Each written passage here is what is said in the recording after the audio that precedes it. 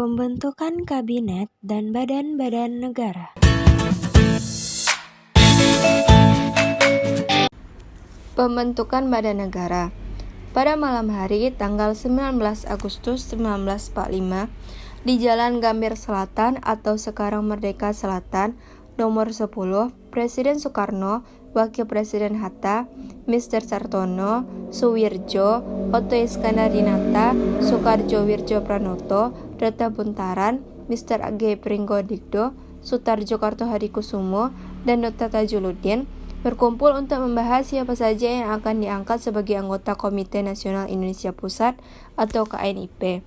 Selanjutnya disepakati bahwa rapat KNIP ini direncanakan pada tanggal 29 Agustus 1945. PPKI kembali mengadakan sidang pada tanggal 22 Agustus 1945. Dalam sidang ini diputuskan mengenai pembentukan Komite Nasional seluruh Indonesia dengan pusatnya di Jakarta.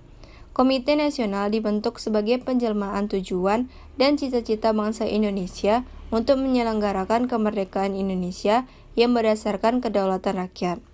KNIP atau Komite Nasional Indonesia Pusat diresmikan dan anggota-anggotanya dilantik pada tanggal 29 Agustus 1945. Pelantikan ini dilangsungkan di Gedung Kesenian Pasar Baru, Jakarta. Pada tanggal 16 Oktober 1945 diselenggarakan sidang KNIP yang bertempat di Gedung Balai Muslimin Indonesia, Jakarta. Sidang ini dipimpin oleh Kasmas Singodimedjo.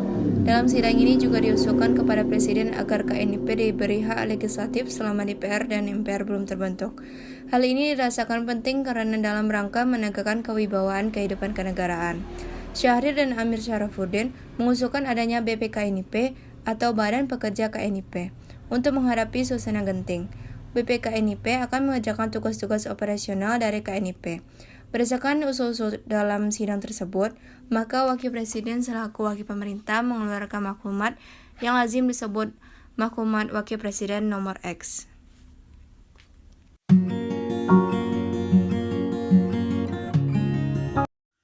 Dengan adanya maklumat tersebut, untuk sementara Indonesia sudah memiliki badan negara yang memiliki kekuasaan legislatif. KNIP yang semula sebagai pembantu presiden dan merupakan wadah pemusatan kehendak rakyat serta pengorbanan semangat perebutan kekuasaan dari Jepang, setelah dikeluarkan maklumat nomor 10 itu KNIP diharapkan berperan sebagai MPR dan DPR. Meskipun hanya bersifat sementara, untuk menjalankan kegiatannya telah dibentuk BPKNIP yang diketuai oleh Sultan Syahrir. Badan Keamanan Rakyat. Selain KNIP, sidang PPKI 3 juga membentuk Badan Keamanan Rakyat atau BKR. Terbentuknya BKR disebabkan karena adanya tuntutan dari golongan muda untuk membentuk sebuah badan yang menaungi tentara Indonesia. Dalam buku Konflik di Balik Proklamasi UPKI, PPKI, dan Kemerdekaan 2010, karya Sularno dan Rini Yunarti, Adam Malik mengungkapkan bahwa Indonesia perlu membentuk sebuah badan militer sebagai pengganti dari PETA dan HEIHO yang telah dibubarkan pada 19-20 Agustus 1945. Soekarno menanggapi usulan tersebut dengan mengajak perwakilan golongan muda untuk bergabung dalam sidang PPKI 3 untuk membahas konsep BKR. Pembentukan BKR bertujuan untuk menjaga keselamatan dan keamanan masyarakat di berbagai daerah.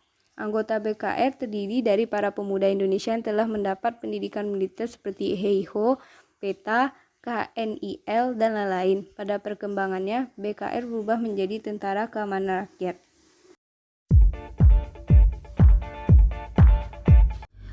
Indonesia pertama kali menerapkan sistem presidensial pada masa awal kemerdekaan, yaitu pada 2 September 1945 sampai dengan 14 November 1945. Dalam sistem presidensial, presiden berperan sebagai kepala negara dan kepala pemerintahan. Kabinet presidensial pertama di Indonesia dibentuk oleh Soekarno pada 2 September 1945.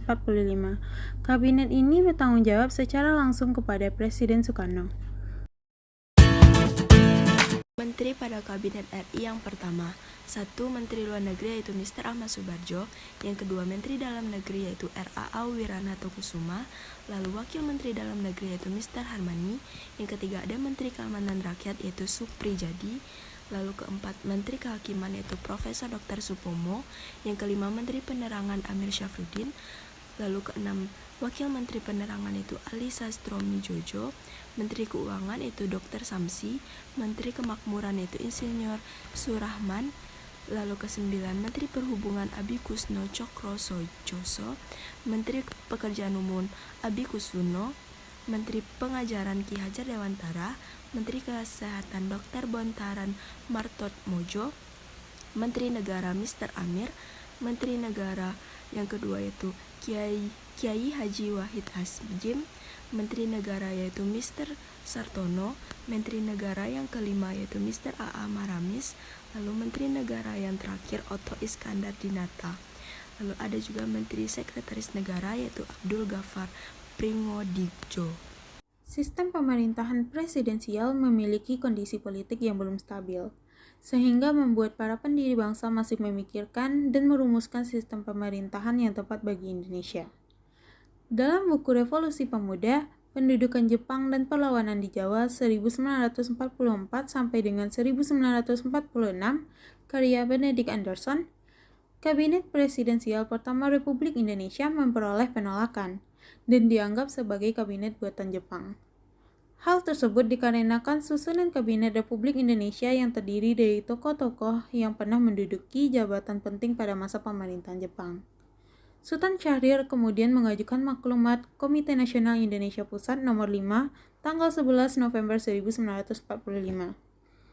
Isi maklumat ini adalah mengenai pembentukan kabinet yang bekerja kolektif yang dipimpin Perdana Menteri yang ditunjuk oleh Kepala Negara. Format yang diajukan Syahrir tersebut disetujui oleh Presiden Soekarno. Akhirnya, tanggal 14 November 1945, dibentuklah kabinet baru dengan Syahrir sebagai Perdana Menteri. Dengan begitu, berakhirlah masa sistem presidensial yang digantikan dengan sistem parlementer.